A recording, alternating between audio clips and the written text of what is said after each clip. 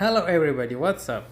So Apple new workstation costs you 6,000, only has 256 GB SSD, which is not good. Yeah, of course.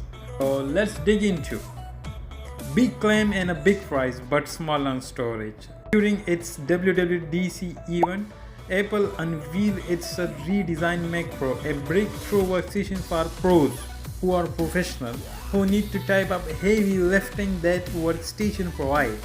Perhaps what is the most impressive is the graphic architecture. Will be offered some detail on in a moment. The least impressive thing has to be that the Apple scheme on storage, or that the fact is looks like a giant cheese grater. The base model costs $5,900 and comes with a just 256 GB SSD. That's not much to work with, especially when Apple is pitching the new Mac Pro as being ideal for working with 8K and 4K videos. Those tend to be large, very large, and it's a bit ridiculous that the system that costs $6,000 doesn't give it a more storage. Other best specs include an 8-core Intel Xeon processor, 32GB of memory, and the Radeon Pro 580X graphics card. For the money, those specs are not at all exciting. However, there are some notable bits about the Mac Pro that caught our attention.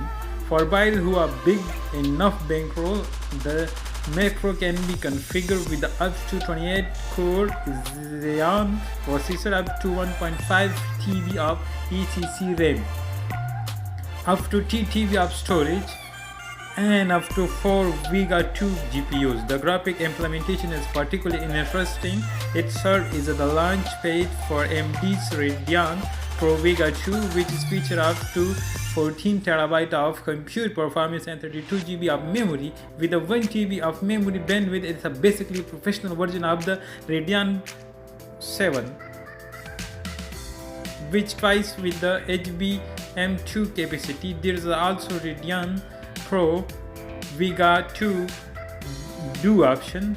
It's features 2 Vega 2 GPUs for 28 TFLPS of graphic performance and 64 GB of memory, which Apple is claimed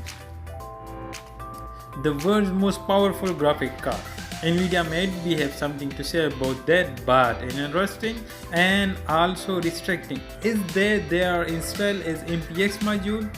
Mac Pro feature the world's most powerful graphic card, up to 56 teraflops of graphic performance in a single system. Its groundbreaking graphics expansion architecture, the Apple MPX module, features Thunderbolt integration and over 500 watt of power and a super quiet operation. The MPX module is cooled by the Mac Pro system terminal. Apple explained.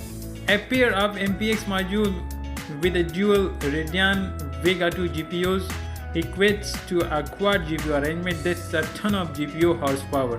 However, this is also implies the GPUs will need to be purchased from Apple, and users will be at mercy of the company's pricing. What about an Nvidia GPU?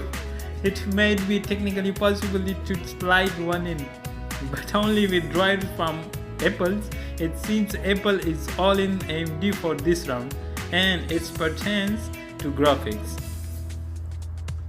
There is also an all-new PC's connector on the bottom of the Mac Pro for power delivery. It's capable of up to 475 watts plus 75 watt from the X16 PCIe slots. We are in a workstation territory, so obviously there is a premium that's come with both enterprise and performance. Still, you could very likely bullet a cheaper entrant alternative, and certainly would have a more flexible upgrades. It wouldn't be cheap though. For reference, Intel's 8-core Xeon W 3225 Cascade Lake is $1,199. The cheapest 28-core Xeon chip, the Xeon W3275 also Cascade Lake, is $4,449. Apple isn't using either of those chips based on its listed cache sizes. which means the CPU price are potentially much higher.